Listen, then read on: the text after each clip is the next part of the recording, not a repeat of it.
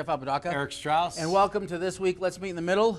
It's probably going to be a little heated today when we get into it because you and I don't always agree, but we're going to be talking about the red flag laws this week. And the goal is we have some great guests on from both sides. Yeah. And can hopefully we talk and discuss how we can do that. But before the problem with this show is going to be that people get too much emotion and I'm too much common sense. I can see where this is going to head. But go ahead. Okay. Get your first topic. Okay. Yeah.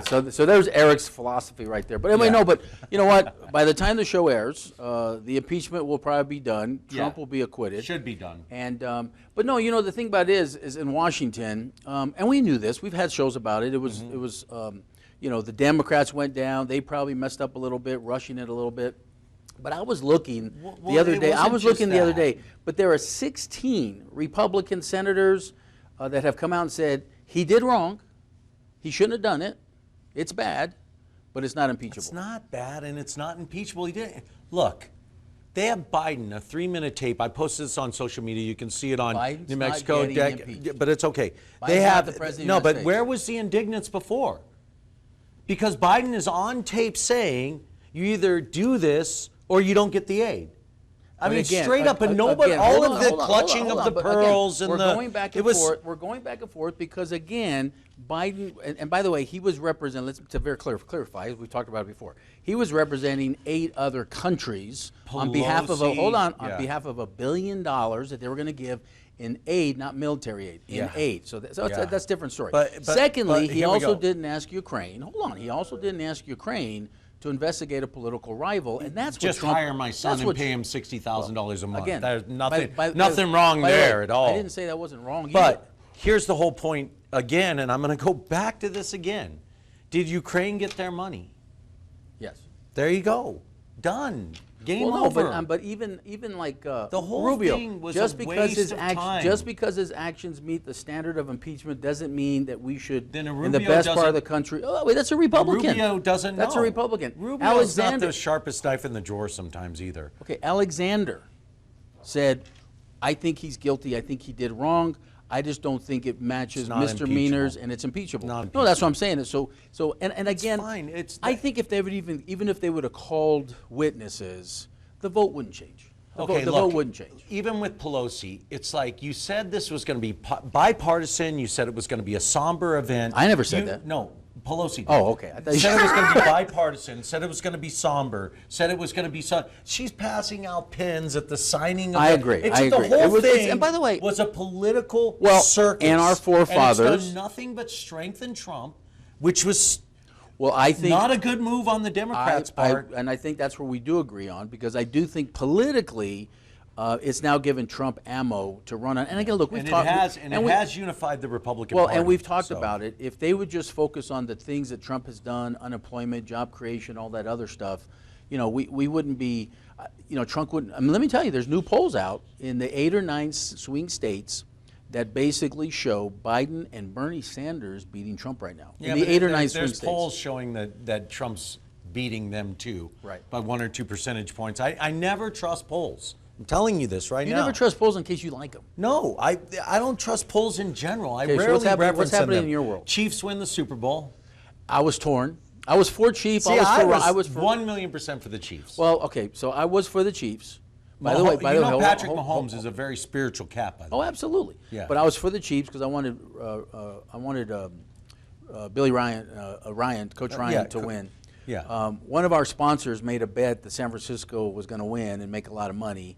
So I was hoping San Francisco was going to win because of that. But I was kind of in my heart favoring the Chiefs because of well, you know, I'm a Steelers fan. So for me, I was all in on the Chiefs just for the fact that the 49ers would have been in that rare air of 6 Super Bowls. So for me, perfectly happy. Well, and it was a great game. Lost. I mean, I really thought in the last 6-7 minutes, the last quarter was great. Yeah, I took the boys skiing. By the way, and I'm going to put it on our Facebook page. The intros, the 100 anniversary of the NFL and the intros of all the players and the best 100 players and coaches, and then the kid intro where the kid ran through the park. That was cool. That was very cool. I mean, for an ex-media guy. For such a racist country, we sure do celebrate diversity all the time. Isn't it weird? I mean, it's for such a racist country. That's a whole, there's so much diversity. That's a whole nother show. How much diversity in that Super Bowl? Anyway, let's talk about You and I want to talk about this real quick because the gas tax. The gas tax. So State Representative McQueen, right, who's running for re-election, and there he is right there, and he's basically, his stance. He puts us first. Well, his stance is, let's get rid of oil and gas and go renewables, right? And again, I'm not against renewables, but here we are talking about billion-dollar surpluses. He wants to put oil and gas out of business. And triple the gas tax. And now tax. he wants to increase the gas tax by $300 million. Triple. Right? But I will tell you. And who's going to pay for it? And then they're going to give rebates back to the poorest New Mexicans. Your party, who always says they're for the middle class, how do you give rebates back to people that aren't working? Well, and my point, well, first of all, you simplify things. What that Okay, what that law basically says, if you paid taxes last year, they're going to give you $500 back. So if you're below if you what didn't pay, income level? if you didn't pay taxes, you weren't going to pay that. By the way, I'm against that bill completely because it has shown historically. Bill Richardson did it. It has shown historically that it doesn't kick off the economy. By the way, before we go into that, I also want to say, so State Representative McQueen's running for re-election, but Rebecca King, Democrat. Yeah. So you know how the progressives are primarying all the moderate conservative Dems? Yeah. Actually, here's a moderate conservative Dem, granddaughter of Bruce King, and she's getting ready to run against him because she actually represents that community in a much better position. She should just jump onto the Republican Party. That's your conversation. Anyway, hey, today's show we're going to be talking about the red flag laws. We got Tony Mays coming up, and then we have New Mexicans against gun violence after that. But don't forget, you can also follow us on Facebook. We're Facebook Live at Let's Meet in the Middle NM. Yep. One House Strauss on Twitter. And New Mexico Democrats for Democracy. But hey, New Mexico, let's meet in the middle. Meet in the middle. In a time of a divided America, two people from different points of view sit down to talk about the problems, to talk about ideas, to talk about life, and to find common ground. It is now time for Let's Meet in the Middle with your hosts, Eric Strauss and Jeff Apodaca. Welcome back to Let's Meet in the Middle. Joining us now is Sheriff Tony Mason. We've spoken several times in the past. We ran into each other at the Trump rally as well, but it's surprising a lot of people don't know you're a Democrat, correct? I am a Democrat. I elected as a Democrat. I've been a lifelong Democrat. And Tony and I got to know each other when I was running for office, and this weekend we were talking about the show, and some buddies of mine are like, "Oh, he's a Republican." I goes, "No, he's not. He's a Democrat." Are you really registered lifelong Democrat? Registered lifelong Democrat. You know, there are some of us still around. I don't think there that are, by the way, that are moderate conservative guys. Yeah. You know, I just believe that our party's been hijacked and going a different way, and hopefully I can be that voice for the conservative people to, really stand up and do what's right. Tony, I probably wouldn't disagree with that comment, and that's a whole show that I think we're going to have on. We're going to have you on when we have that whole show about Well, I get criticized a lot because the foundation of this show was, Jeff and I trying to come together, and they say, Jeff may say he's a conservative Democrat, but there's no such thing, and they think that you're going to like Jedi mind trick me into two of us liberalism. today. Look, hey, audience, there's two of us today. So, look, but my big question is, and this is what I don't understand, there's so much wrong with SB 5. It's so hard to just unpack it all. And Jeff was going to ask too, and I think mine too is, as sheriffs, what is your biggest concern about SB 5? And it's an extreme risk order. I mean, we're calling it a red flag law, but it's creating the Extreme Risk Firearm Protection Order Act. So we got to be fair on the title. Well, whatever.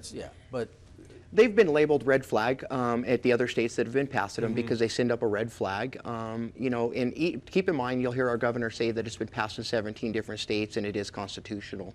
Number one, it's never been tried in the Supreme Court. Number two, this particular extreme risk protection order, there's different versions of it in all 17 different states. Right. So this one is probably the most extreme that we've seen. Wow. There's a lot of constitutional issues with it as far as due process, search and seizure.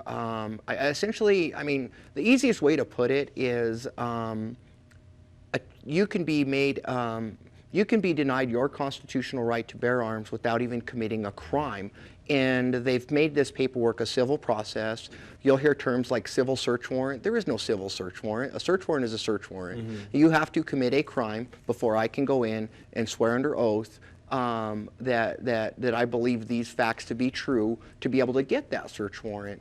Now, well, let me say, because Tony, SB 5, and I wanted to, in our next segment, I want to dig into some of the elements of SB 5. But for right now, my biggest concern last time around when they tried to do this, and I think they've cleaned it up a little bit clearer this time around. But last time around, my biggest concern, and you and I talked about this on some of our podcasts, some of the other things we did. My biggest concern is I felt SB 5 in the past, maybe not this one, but I want to talk to you about that, endangered our police officers, endangered your deputies. Tell us a little bit about that, because that's when, you know, Marcos Lucero and I are high school buddies. He's a former sheriff from Los Alamos, just retired. When I've talked to my sheriff buddies, that's the biggest thing about enforcement. Is it enforceable? And for law enforcement, because you guys are very vocal against it, law enforcement, do you see it? I mean, is it enforceable? I mean, what's the danger that you guys see? well, number one, on Senate Bill 5 versus last year versus this year, there's been more added to it, so it gets even more convoluted. It's another 6 pages longer this year than it was last year. But to answer your question, is you really put citizens at risk, and you really put law enforcement officer at risk, because number one, this is just dealing with, it's not dealing with the root of the problem, people that are in crisis that have mental health issues. Now, we can all agree that we want to help people and we want to prevent suicide and we want to prevent shootings and things like that. That's not the argument, right? We all can come to the table and agree on that we want to make those things better. But when you're, you know, last year we heard Representative Eli say, hey, the officer's going to go knock on the door and serve the order and say, hey, we're here for your guns. No, that's not the way it works. And what we need to do is look at what's going on in other states. Every single time one of these orders is carried out, a law enforcement officer is injured or the respondent of the bill ends up dead. And the reason being is because you're dealing with the person that's in crisis. They're elevated, right. The situation is elevated. As a law enforcement officer, I'm not going to send 2 deputies in there to deal with something like this. You're going to send some type of specialized SWAT type or some type of special tactic team or something like that to go in and do this. So number one, you know, you're not going to do it in the middle of the day. They're usually going to be early in the mornings because you want to catch the upper hand. And these things always escalate really quick. And we see it time and time again. In law enforcement, we train and teach to de-escalate. So you're really, you're escalating the situation here, and you're really putting your officers in a high risk to use deadly force, because at the end of the day, the law enforcement officer's job is already risky enough, and their end goal is to go home safely to their families. Well, and one of the things is, because look, when I talked to one of my best friends from high school was he retired as deputy chief of police of the state police. So I have a lot of friends that are law enforcement, and they're always telling me the number one most concerned call they ever go on to is the domestic call. Correct. Right, because you never know what direction it's going to go. But let me ask you a question. Within the law, within the bill, in Section 7G, I read, law enforcement obviously personally serve, right, and try and take that arm away. But it says if it cannot personally serve, you can serve the act in the best way you can. How vague is that, or can you? Well, and that's a great question, because I believe in some of the points in this bill, but that one point is like, okay, so and I want law enforcement's side of it, because you know I know my friends are going to show up with a subpoena. I need your gun. Mm-hmm. If he's not home or you can't get it, the bill's kind of written like, okay, do you send a summons? He has to come show it up at the police station. Like, have you guys had conversations about that with the legislators? Yes, and Jeff, you're missing the point on that. The reason it's written like that is because the sheriffs have basically stood up and said, this is unconstitutional. You're violating people's due process rights. We're going to find a different way to serve these. Because I don't care what anybody says, law enforcement officers have discretion on how they enforce the law. Yeah. Now, this particular, the article that you're citing is for a reason, is that law enforcement officers, the sheriffs, and why the sheriffs? Because we're an office of the courts. We serve all those papers. Nobody else does. Yeah. So we can have discretion on how we want to carry those out. So they've tried to circumvent the association, the sheriffs, and say, this is the way anybody can do it, or any law enforcement, or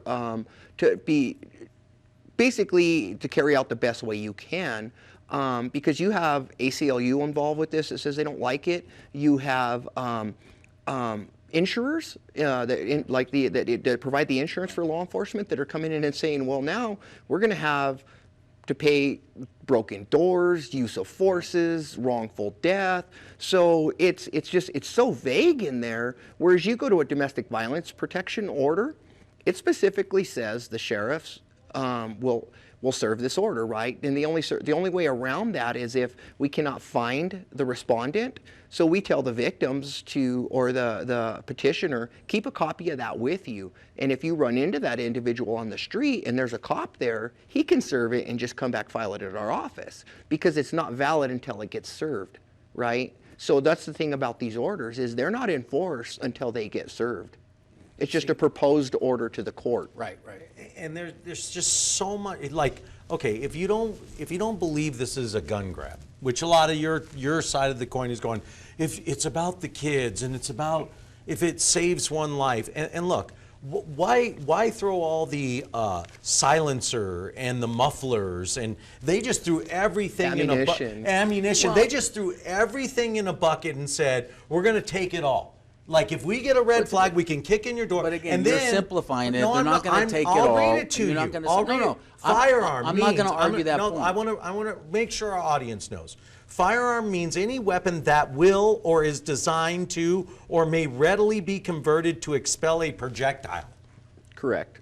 By the action of an explosion, the frame or receiver of any such weapon, or any firearm muffler or firearm silencer. Firearm includes any handgun, rifle, or shotgun. Like, it's a gun. Anything. It's anything. No, that it's shoots, anything. It's the muffler. It's a silencer. But it's anything that shoots anything. But why?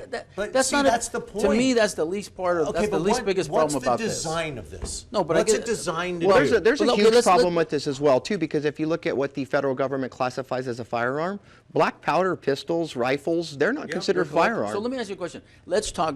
They're throwing it. But hold on.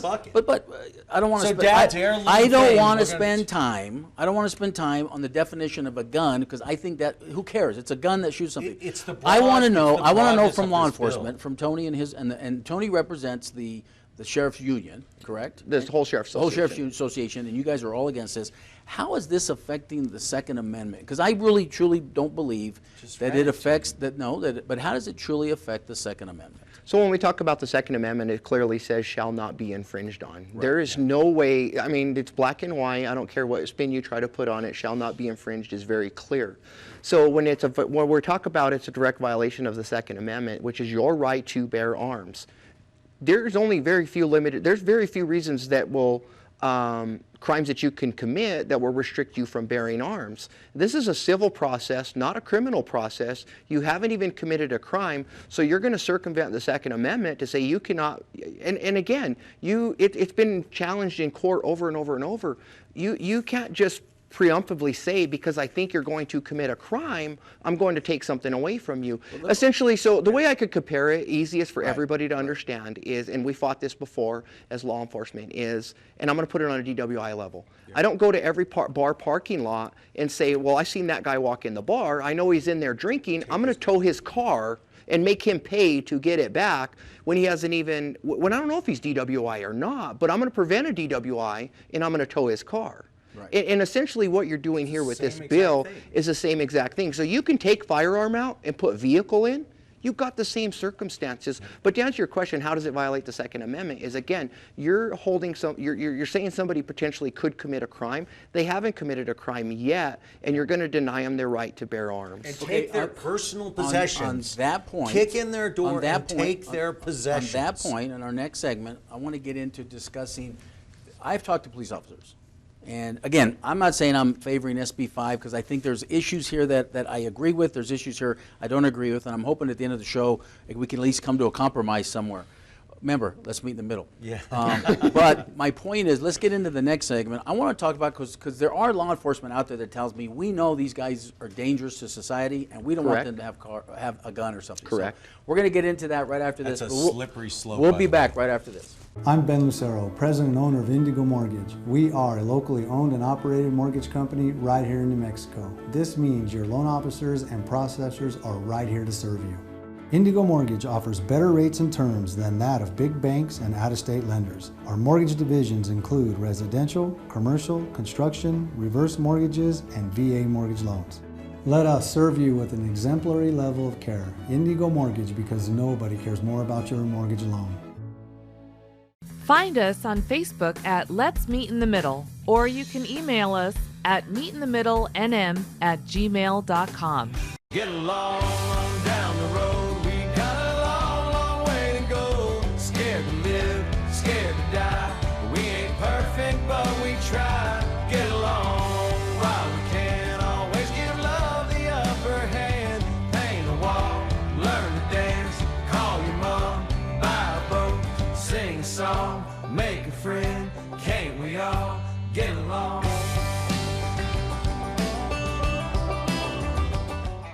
Welcome back to Let's Meet in the Middle. Joining us again is Sheriff Tony Mace.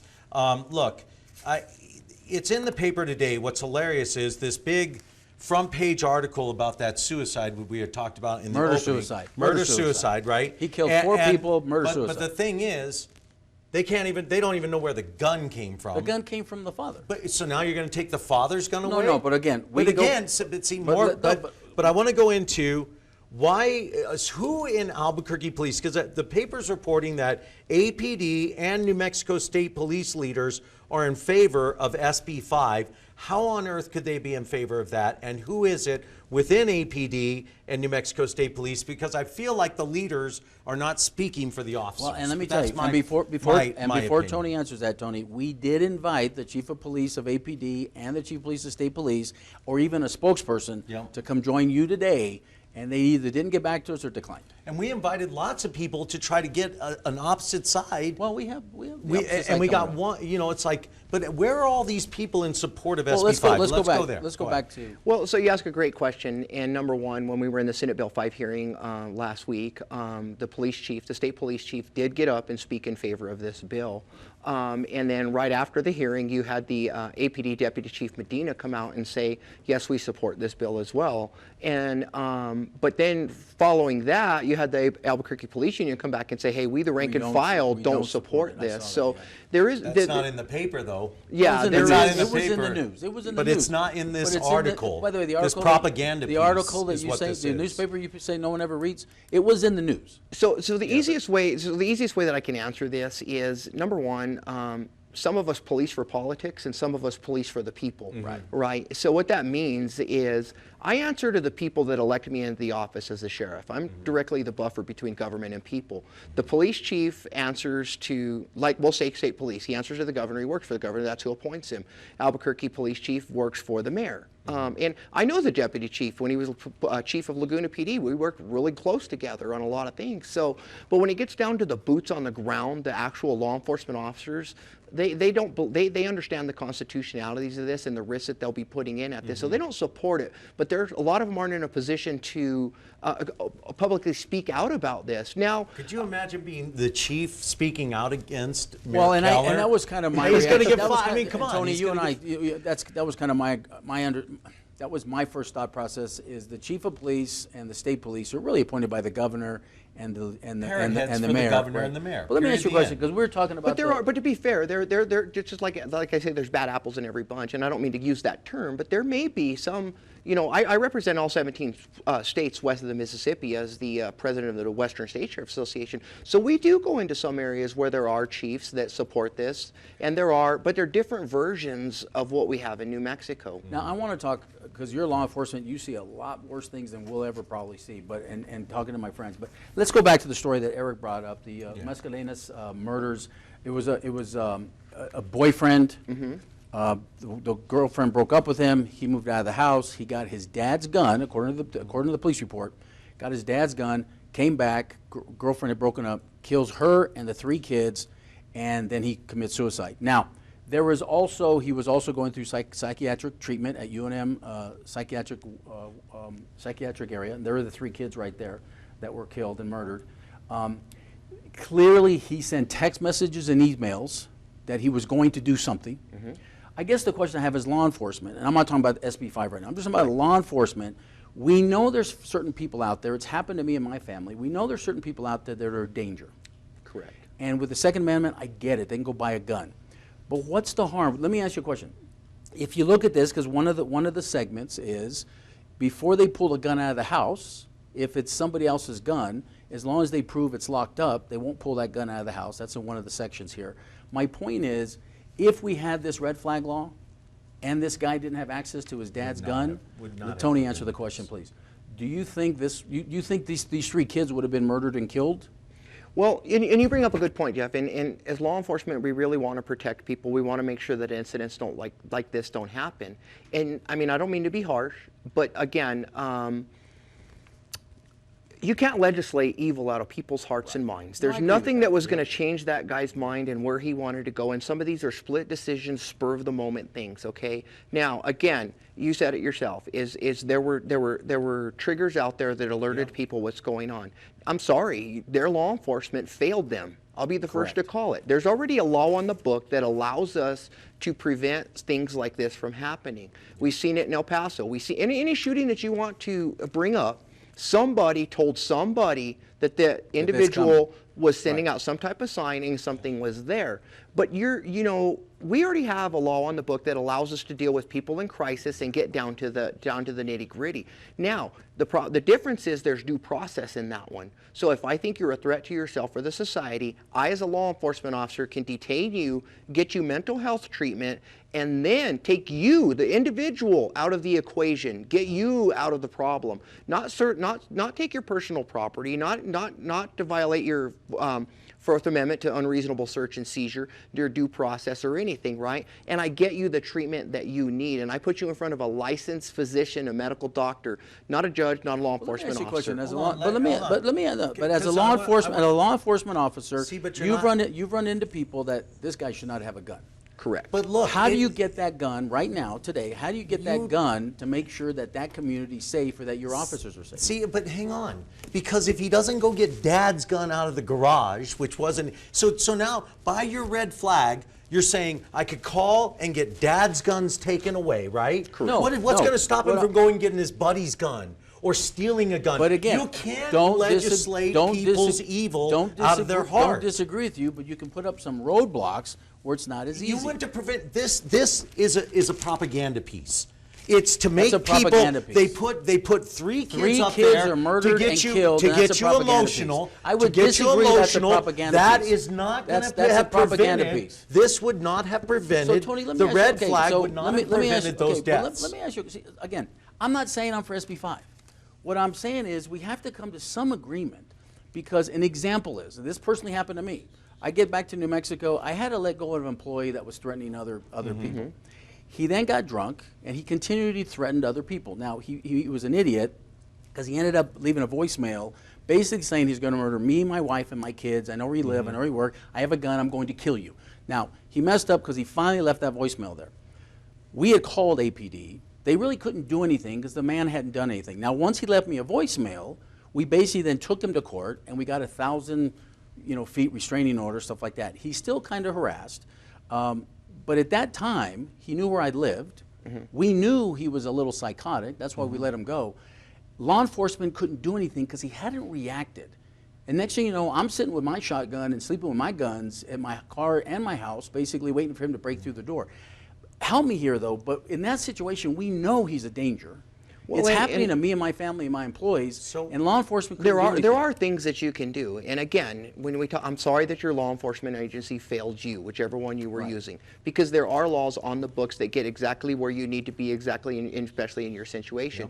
It may be just a misdemeanor, but once you create a pattern of conduct of threat, harassment, intimidation, if you look at the statute, there's steps that get to that, and you prosecute it. The problem is, and I'm assuming you live in Albuquerque, it's a misdemeanor crime. It's not a priority of the police because there's so many other things going on. So those are the things that get swept under the rugs, kind of, because there are other things. And what you get to is you get underfunded.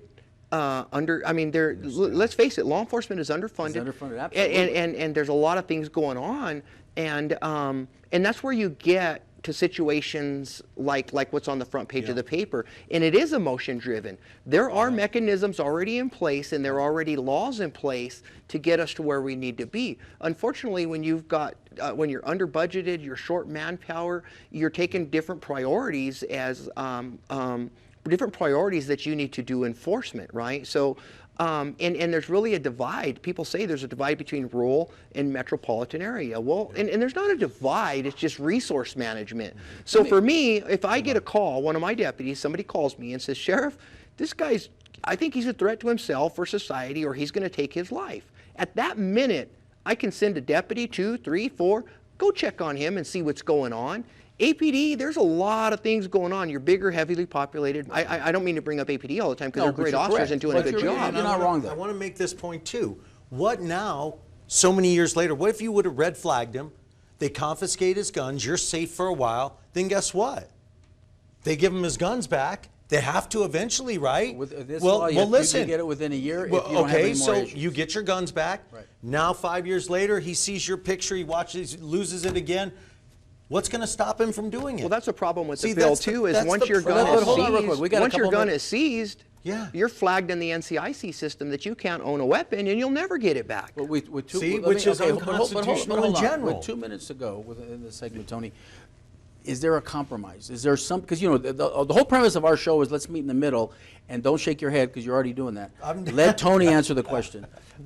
Is there, on law enforcement, is there a compromise with SB 5, with the red flag laws? Is there a compromise that we can work together that works for you, works for the Second Amendment, works for the other side? Well, and you bring up a really good point, Jeff, and I understand the show is let's meet in the middle, right? And I do believe there is a middle ground. However, when you try to circumvent the Constitution and people's rights, you're going down a really slippery slope. What we need to do, and law enforcement has talked about it, and as well as lawmakers and attorneys and a lot of people. We have a law in the book already, our emergency mental health statute.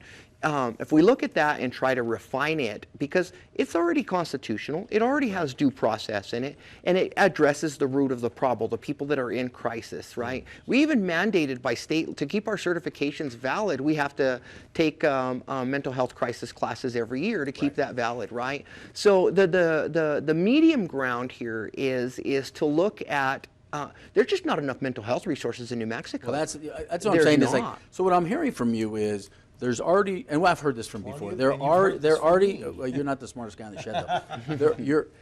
I trust Tony a lot more than I trust Eric. But what I'm hearing is there's already laws there, but law enforcement, as we know, just needs more support, more help there, because we know that the mental health issues here. And look, one of the issues that we've talked about in the past too is like our veterans have every right to have a gun, and a lot of our veterans have PTSD issues. You know, do we go down that road with this? Well, right? and PTSD is a diagnosed medical illness. Right. It doesn't mean you're a non-functioning member of society. Exactly. It doesn't mean you're a threat to yourself or anybody. Right. But somebody that has a vendetta against you or a problem with you knows you were in the military. They know you potentially had a gun.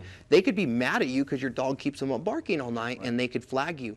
The problem with this is it don't even have to be a gun owner to get flagged. You don't have to live in this state to get flagged. You can flag somebody from another state.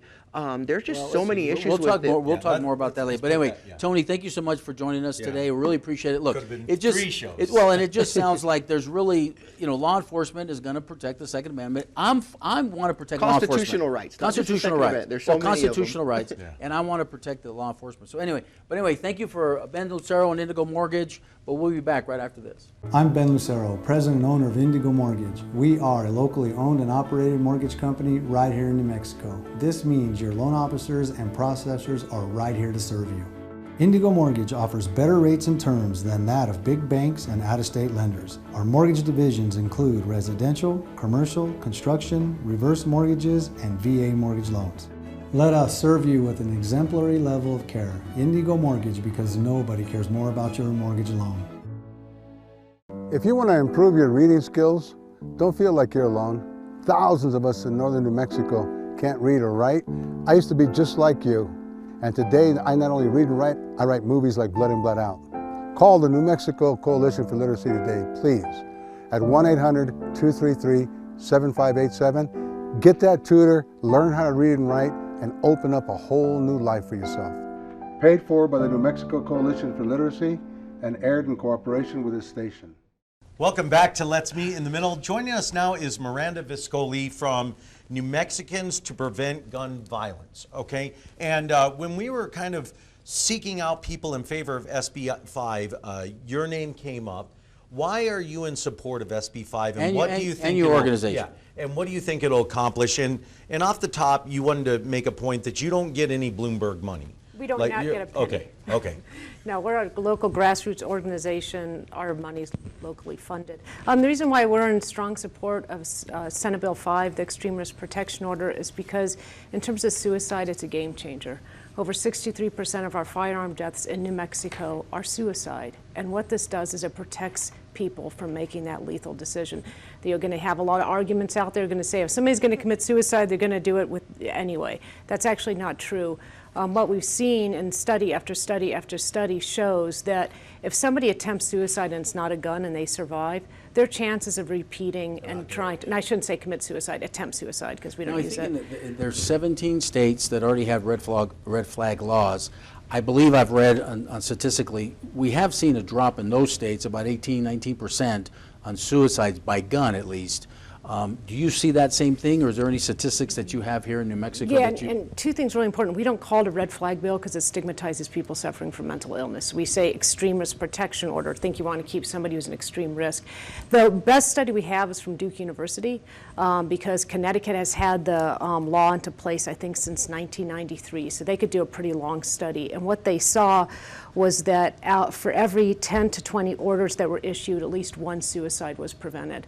If we can prevent one suicide. And also the other reason why I really like this piece of legislation is that it keeps people out of jail, right? The horrible incident that we saw in Albuquerque where the 3 kids were shot and killed, and then he was shot and killed. If we could have prevented that, but if we can prevent somebody from making doing that unfortunate thing with a firearm, it keeps them out of jail. I think Eric would agree that situation, having a gun or not having a gun, he probably would have got a gun somewhere and done it somewhere else. I mean, when people say those kind of things, what's your take on it? What's your organization's take on it? Because that's one of the things that the other side is really pushing is, hey, this is unconstitutional. We already have the... well, it is unconstitutional. Well, that's what I'm saying. That's what I'm saying. It's just like your organization, because that's the big argument, right? That's the big argument from the Sheriff's Association. That's a big argument from gun owners. It's infringing on our Second Amendment. Where's your guys' position on that, and is there a compromise there? I don't think it does infringe on Second Amendment rights, unless you want to, the Second Amendment rights of somebody who is, suffering from mental illness and is suicidal or potentially dangerous to themselves or somebody else. Look, I know a kid right now in New Mexico who's a mass shooter waiting to happen. The FBI and local law enforcement would love to have that gun removed, and there's not a darn thing we can do about it. This young man is racist. He brags about wanting to shoot people of color. He hates women because they don't listen to him, and he likes to go on Facebook posting his guns. He is an extremely dangerous individual. That man at this time in his life should not possess a firearm. In addition to that, the person gets their gun back and there's nothing on their record. This is not in any way putting anything on anybody's record. And we all know somebody at some point in their life who shouldn't have a firearm. No. That's insanity. Of course it's going to be on your record. If you get red flag, it's going to disappear. There's no documentation of it. Of course it's documented. No, of course, no, of course. You have to understand and how to the NICS expunge system your works. record, so here's my other question is, how do you get your gun back? So say that kid suddenly has a change of heart. Let her ask the question. You said, how do you get the gun back? Finish the... So say that kid has a change of heart and suddenly becomes, through counseling, whatever, realizes the error of his ways and now says, I'm not a racist anymore. How does he get his gun back? He goes to the police department and It gets says, his I'm gun. not a racist, I'm not a danger anymore. The judge and how do they prove it? Let's not simplify it. But how do you prove The it? judge makes a finding, right? Yeah, so there's due process. So if the judge is sitting there and he's seeing all the past posts, he's going to give him his gun back. It depends on situation Depends by on the situation. situation. You're not getting your gun back. Let me ask You're you not going to get your gun back. Because one of the things that we talked about in the last segment was the Emergency Medical Health Act, which is already out there. And what law enforcement is saying is that, look, there was already an act out there. This kid would be deemed medically unfit. So why aren't we using those laws that are already on the books? And when it comes down to it, Miranda, it's resources. Our state does not give resources to mental illness. Clearly, a lot of these endangerments are mental illness. So the other side, that's where the argument is, right? It's because it's like, look, we already have laws on there. And Tony in our last segment said, look, Jeff, we already have laws. Why do we need another one? What the law he's talking about has nothing to do with this. So what he's talking about is if somebody needs to be immediately admitted, and he says it's 24 hours. I thought 30 days. I thought it was 24 hours. That has nothing to do with firearms and is only for 30 days. It's an important statute. In fact, I think this pairs very nicely with what's already on the books, but he's not reading that completely. That has nothing to do with what happens 30 days after, and if that person still has a firearm, right? So this simply makes certain that those people who are suffering, who are depressed, don't have access to a firearm. And when we see study, that's the Duke University study, that actually shows that this saved dozens upon dozens of lives. And in addition to that, when you look at the Parkland shooting, right? Even gun-loving Republican Florida passed this. And you know why? Because the Parkland shooter, when he went to go live next door to after his mother had passed away, he was extremely violent and he had a lot of firearms.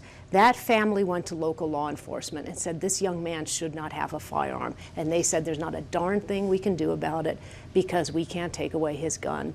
Now, they passed ERPO there because of that. And had they been able passed it earlier, chances are the Parkland shooting would not have happened. Again, you're presuming guilt before innocence. And Well, the I whole think the- I think foundation, the goal and is as how do we- tragic how as do we these present it? situations How do we are, present it? You're not look, presuming yes, guilt. you are, because No, you're you're not. accusing somebody of a crime before they've committed it. You're not accusing anybody Oh, of you are. anything. You're saying you're a danger to yourself. We're going to go to your house. We're going to take away your private possessions on the assumption that you're going to use them to do harm. That's guilt before innocence. That's not. And that's the exact foundation But, of what we're trying to prevent in That's this not country. guilt. And the the judge whole goes in and point, makes a finding. The judge has it's to look at that absolutely and not. say, It's based on an accusation. They haven't committed a crime. but they're not being accused of a crime. Yeah, they are. No, They're never. saying this guy's going to shoot himself, or this guy's going to kill himself, or this guy's going to kill others. You're accusing the person of doing something they haven't done. Doesn't matter if you threaten. Hold on, It doesn't matter if you're angry. hold on. That's the free but hold speech on. of our country. We're talking about two different things because what Eric's really not. yeah, because two what you very brought up different things. before with me and in our segment is you're talking about if there's an upset girlfriend or boyfriend and they make this Absolutely. claim to someone, that's what Eric and the other groups. No, but it they're does. Let me finish. They're concerned about that. The person You we're should talking be about, concerned I am very concerned about that. The person that we're talking about is mental ill, right? Is suicidal. I've run into it in my industry. She's run into it too. We've talked about that. You've run into it. We talked about that. The debate here is that SB 5 overreaches and does not do that. So my point is, Not one section But on mental health in here. Okay. Not one section on funding for mental health. But I in guess here. the question not is- not one section on this is what we can do. It's about taking firearms. It's all this is about. Miranda. Relinquishment. Okay, hold on. But Miranda, saying that point, because that's what it comes down to, is you and I and other people, and you too, we all want to get mentally ill people out of society that's a danger to themselves and danger to others, and gun violence is a major issue within that. We don't want to get them out of society. Well, we want to take care of them. We want Right. to take care of them. Yeah, let me rephrase Okay. it. Yeah, we want to take care of them. My point is when you talk to law enforcement, that's going to, my biggest concern with SB 5 is when you sit there and talk to law enforcement, it's now putting law enforcement in danger. Because my friends that are law enforcement people, they say, Jeff, the most critical call we go on is a domestic call, and they see this as a danger to them, and how do we enforce it? And I think that's why Tony and his group are so is it concerned about not an it. endangerment to the family that's in the house with the gun? And that's law enforcement's job. And I And heard they- that over and over with the domestic violence bill, and to be honest, it is beyond insulting. That is like saying it's dangerous to go into school when there's a school shooting. It's their job. They are trained to do it, and by removing that gun before something unfortunate can happen where a whole family is shot and killed is what they're trained to do. And so I don't even understand that argument when it comes to, they're literally admitting that the person is of danger to themselves and other people. In the other argument that you had made when it comes to girlfriend's just mad at me and wants to have my gun taken away. Judge has to make a finding. We saw it in Colorado. The judge said, no, this doesn't sound right, which So shows that there are provisions in place why to make did sure they that the put- law cannot be abused. Why did they put under definition of a household member basically anyone?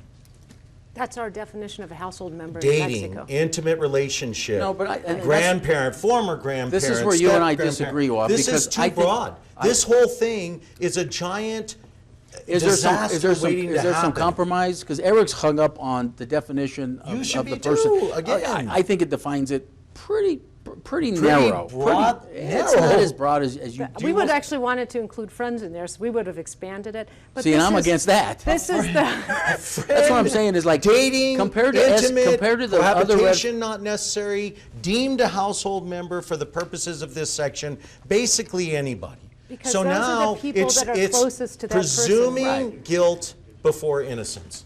And just I like don't- the There's no- example, there's no so now presumption the of now guilt. the I don't see sheriff that. You have now a the sheriff you have a see court you walking, hearing. I You have a think- court hearing. You have I a think court hearing Tony- within that decision. And they're not ever guilty. Hold on, hold on. Nobody is Well, but ever the- guilty but in this we can bill. go on- They're taking it. But You're that's guilty not by guilt. taking your firearms. So you can't be guilty by taking But your hold on, They're hold on. taking Hold your on. personal possessions. That's not being- family heirlooms, powder rifles, anything basically that shoots something, per your definition. That's my private property.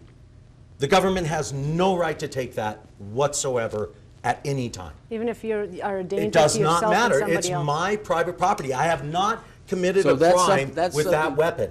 You can't. Miranda, you hold on. You can't Hold take on, Eric, people's hold on. cars That's fine, Eric. assuming That's they're going to fine, drive Eric. drunk. Miranda, you have to drive drunk Unfortunately, we first. got about 30 Yeah. seconds left in the segment, and so we don't want Eric to hog up the whole No, I'm last not. minute. I'm just telling you. But my point is, clearly Eric's not going to come around to anywhere No, meeting in the I- middle on this one. I will meet in the middle. But with 30 seconds to go, your organization, I think you've done a lot of good work trying to do other things outside that, right? You're doing buyback programs, you're doing things like that, which I support 100%. If people want to do I'm in that, on that right? too. If people want You to do wanna that, buy people's that's weapons, great. if they want to will Let them her out. get the him last finish. word, please. Go ahead. This is what I deal with all the time. But anyway, finishing up. We'll talk about it on our wrap up. Finishing up. Is there anything that you want to leave us with on the SB5? What you guys are doing in Santa Fe? Is it going to pass? How do you feel? How you think it's going to do with the legislators? Tell us a little bit about that. You got about 30 seconds. I think it has a very good chance of passing, and I think what we're going to see is that this bill saves lives. And if it saves one life from somebody being shot and killed, isn't it worth it? If that's your sister, if that's your mother, if that's your brother, this saves lives. 17 states have already done it, including the District of Columbia. We're not reinventing the wheel here. Nobody is guilty. This guilt business, there's nobody guilty, and there's a judge that has to make a finding so people can't abuse it. I think and it also keeps people out of jail. Right. Well, thank you so much, and we'll put your website on our monitor to make sure everybody has it. But hey, folks, I know it's a little heated. We're going to come back and wrap up the show. You're going to see Eric yell at me a little bit more. I'm not yelling. We'll be back right after this. I'm Ben Lucero, president and owner of Indigo Mortgage. We are a locally owned and operated mortgage company right here in New Mexico. This means your loan officers and processors are right here to serve you. Indigo Mortgage offers better rates and terms than that of big banks and out-of-state lenders. Our mortgage divisions include residential, commercial, construction, reverse mortgages, and VA mortgage loans. Let us serve you with an exemplary level of care. Indigo Mortgage, because nobody cares more about your mortgage loan. Find us on Facebook at Let's Meet in the Middle, or you can email us at meetinthemiddlenm@gmail.com. We'll be ready. Hear it What peace process you are talking about? as they hear. 35 years and we're getting nowhere. They're evil. That's all they are, evil. Feel it It's all because of your politics. as they feel. We have to stop murdering each other. See it as it is. As long as this problem is not solved, more suffering will happen. Maya Margit for the Media Line. Charles Biblazaire for the Media Line. The Media Line This is Felice Friedson reporting for the Media Line. changes the way you see news. Visit us at themedialine.org. The Media Line, the American news agency covering the Middle East, and a Sun Broadcasting news source report. Welcome back to Let's Meet in the Middle. I got a Look, headache. I'm just going to read you Section 4. A petitioner for an extreme risk firearm protection order shall not be required to bear the costs of filing, of service, of but hold law on, but hold on. enforcement, Let's go to of Section any 3. costs But let's- associated, hang on, let me finish this part, of any cost associated with confiscation, storage, or destruction Okay. So why are they even using you're talking about destruction in the Section 4. bill? The argument we're having is Section 3, right? Must file petition in district court to a judicial district and judge, right? Sworn affidavit from specific facts demonstrated in the grounds of order by police officers and by the courts. So this stuff that, look, Tony, my more concern is law enforcement, right? I think Miranda made some very good points too, because I think the biggest issue that I have is it's always about getting things done. How do you get things done instead of arguing? It's compromise. Okay, hold on. I don't see either side. I don't need to see either side compromising. And your big argument about A anybody can district do court it. shall immediately issue an ex parte temporary extreme risk firearm protection order if the court finds there is probable cause. If the no court hearing. finds, There's hold no on, hearing at this but if point. the court, okay, this is all just based on the petition. In court, there's how is no probable cause. How? Here. There's no. Hold on. You never get extreme to face your risk. accuser. But if there seemed is probable cause based on the petition. But my point You're is, still, but a judge has guilty. to rule on that. You're guilty. A judge has to rule on it. So, but my point is, we're going to go back and forth. You're so guilty we're never, until proven innocent. We're never going to compromise. Period, the end. We're never going to compromise. We are going to But no, compromise. but you're sitting there saying, really? Yeah. But you're sitting there saying that, look, probable cause. You just don't do probable cause. It has to go in front of a judge. And I agree with Tony. Some judges and Tony's it's a biggest. commissioner. Let me just I know taught you that the system. No. Tony's biggest concern. Then let's Ex parte is not we a actually judge. we actually talked about it on commercial because I don't think it got in. Tony's biggest concern is you're right. It's more of a commissioner instead of going to judges because it's the system that's set up. My point is if SB 5 is going to pass, then our legislators and our judicial system should then make sure that the court is held and make sure it's not going. Now, if it is executed by a commissioner, not a judge, if it's executed by a commissioner or judge, I can guarantee you there's going to be a bazillion lawsuits against it. There's going to be a bazillion lawsuits. There's no guarantee. And all those. Okay, so look, let me finish with this. If we're going to legislate to prevent people from doing crime, meaning we're going to legislate. Hold on, that's not what this bill is. Oh no, this bill is to save one life. This bill is to get a gun out of the hand of an endangered people. Even if it saves one life, right? So we're going to legislate based on taking away your rights to prevent a tragedy. How much are you willing to give up? Because you know what's killing teens more than guns? Driving. So now we're going to take the car away, knowing that the teenager's going to text and drive. Texting. Imminent risk in texting texting and driving. Texting. Right. But how much freedom are you willing to give up? Look. This is a communistic flag law. Both you and I believe in the Second Amendment. We believe in constitutional rights. I think Tony made some really good points on that. My biggest concern is, to be honest with you, is the Emergency Medical Health Act that's already on the books. So Tony's basically saying, and this is what I agree with Tony, is SB 5 is really for mental illness. If we already have that, I think, let me finish. If we already have that, I think my biggest concern is, all right, I understand your concern because I'm not looking at it that SB 5 is going to go after guns. And I understand that's what you and Tony think it is. It is. I know, I get that. I don't see it that way. Now, I don't say I favor SB 5 because my red flag laws just concern me a little bit. But if we already have, I agree with that. That's my biggest issue with this. I agree with you, and that's my biggest issue. Her whole thing was suicide and mental health, and there's nothing in this bill. And that's why I agree with Tony that if we already have the Emergency Mental Health Act on the books, let's give police officers and the resources to make that happen. And I get the red flag laws. I'm not saying they're all bad. It is, it could happen. I just don't believe you're dramatic, opinionated, I'm not dramatic. Basically saying they're going after everybody's guns. Okay, but look, I don't really see that happening. All they're fueling on is emotion.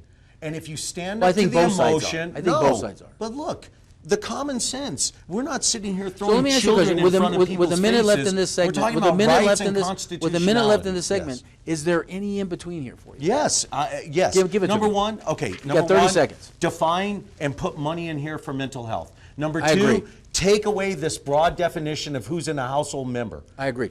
Okay. By the way, I think those two things alone. Take away the ammo, take away the suppressors, all this stuff. If we think we can get legislators to do those two things, you're good with the red flag law? No, I'm not good with any of it, but you're saying in a compromise. You're saying in a compromise. In a compromise, I'm still not good. I know. By the way, don't touch my Second Amendment. I just think this is one of the things that we're just not going to agree on. Don't touch my Second Amendment. Don't forget, we're always on YouTube. We're Facebook Live, House of Strauss. But we're coming back after this commercial. Hey, people, stand by. I got a headache already. Me too. I'm Ben Lucero, president and owner of Indigo Mortgage. We are a locally owned and operated mortgage company right here in New Mexico. This means your loan officers and processors are right here to serve you. Indigo Mortgage offers better rates and terms than that of big banks and out-of-state lenders. Our mortgage divisions include residential, commercial, construction, reverse mortgages, and VA mortgage loans. Let us serve you with an exemplary level of care. Indigo Mortgage, because nobody cares more about your mortgage loan. Every single day I get up as a writer, I look at that blank piece of paper, and for 1 second it scares me, but I just trust myself and it all works out. I started not knowing how to read and write. It's hard to start, but once I start, there's no holding me back. I change the world and the world changes me. You want to improve your reading skills? Call the New Mexico Coalition for Literacy now. Call 1-800-233-7587. Call today. Welcome back to Let's Meet in the Middle. Look. Wait, we got you compromising, you said. Bloomberg's $10 million Super Bowl ad posts misleading stat on child guns. You know what? Well, let's put it this way. Because they keep using... Okay, but hold on for a second. If he spent $10 million, first of all, each 30-second commercial was 5.7. So he had a minute commercial. It was about a minute, actually. Okay, well, I remember then he probably. Yeah, I remember him running a commercial. I don't really remember the commercial ad. I do. So that's $10 million wasted if he didn't really. The other commercials made more an impression than Bloomberg's political ad. By the way, Trump's commercial was horrible. I did see that. Well, because you don't like Trump. No, that's not true. I'm a media guy. Plus, wait. It was a great commercial. She's in there going, I want to thank Donald Trump personally. She got out of jail. No, I understand. Because she was wrongly imprisoned, and the person she wanted to thank was Donald Trump. Booyah. By the way, let's put it this way. The Iowa caucus is going on this week, so by the time the show airs, we're gonna vet that out next episode. But more importantly, your boy Bernie's going to be your nominee so far. It looks like it. Hey man, your boy Bernie. Hey, don't leave out your boy. We need communism. Don't leave out your boy because Bloomberg. That will save the universe. But my point is, with the impeachment thing being over, Trump will run the heck out of that. If he just stays, we've talked about this. If he stays on policy, if he stays on the economy, he can win. If he starts, if he starts going down the whole other thing. Dude. But hey, I hope. Look. I don't know if our audience is going to agree on anything on this. I think this is one of those topics. I don't know if we can meet in the middle. You kind of agree to some of that. I do think that there are things that can be done that would tighten things up. This is not the way to go, though. Right, and so I think we both agree with that. So, hey, everybody, I hope you enjoyed the show today. But hey, remember, never give up and always find a way. Go out and make a difference in the world. Peace. God bless you guys.